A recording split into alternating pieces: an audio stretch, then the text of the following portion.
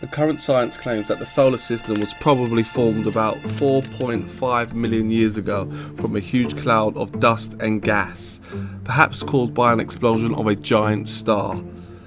The gas and dust began to spin around the sun, which formed in the middle of the cloud. Gradually, the remaining dust may have joined together to form the planets.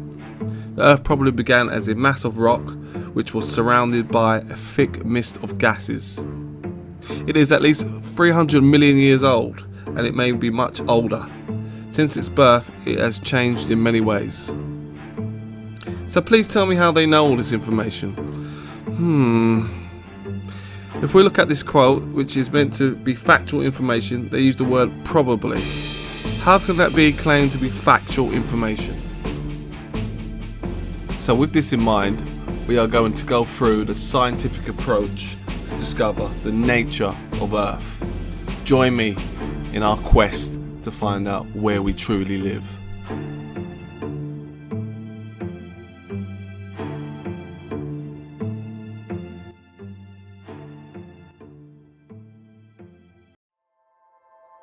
We'll first have to start at the geocentric model. The birth of religion dated to be at least 8000 BC. This life-size sculpture was discovered in southeast Turkey. As hunter-gatherers made the transition to a complex social structure, depictions of humans or gods began to appear.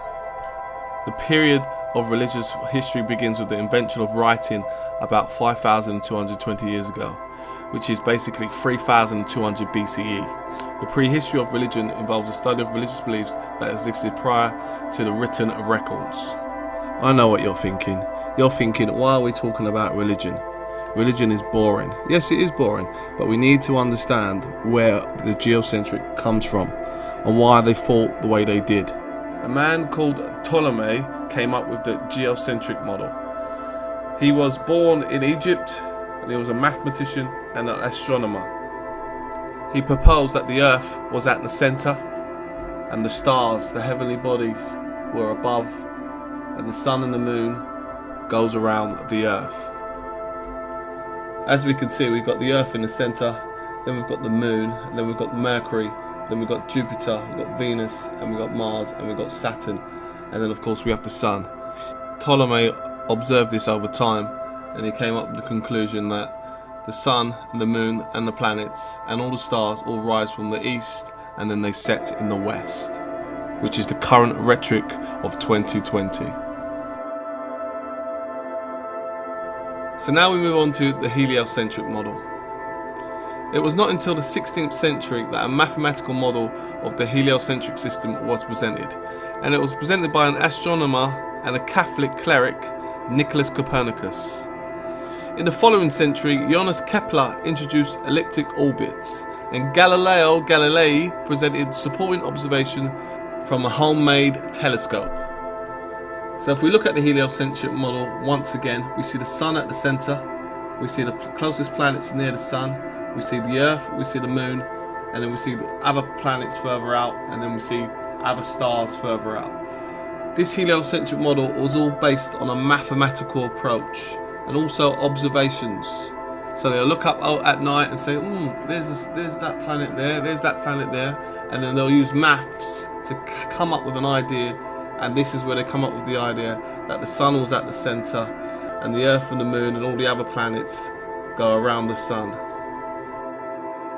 For the first 4,000 years of our civilization, we believe that the Earth was a flattish disk surrounded by a solid dome barrier called the firmament.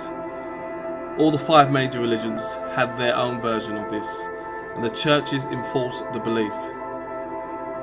Then around 1514, a man named Copernicus created a new model, the heliocentric model, which stated if the Earth was spinning around 1100 miles an hour and circling the sun at 16,000 miles an hour, the world was then round.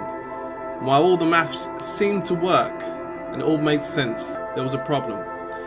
It was 1500 and the technology to prove such a theory wasn't there.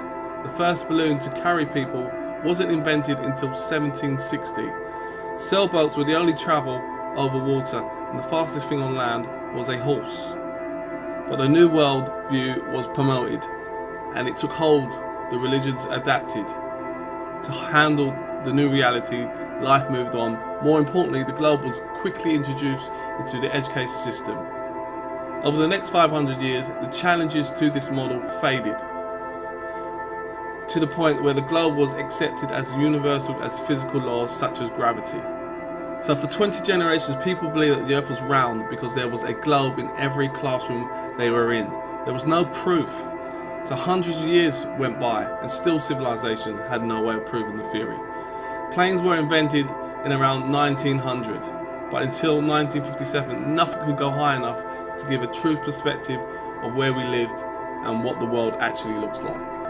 Thanks for watching the Nature of Earth Scientific Approach introduction.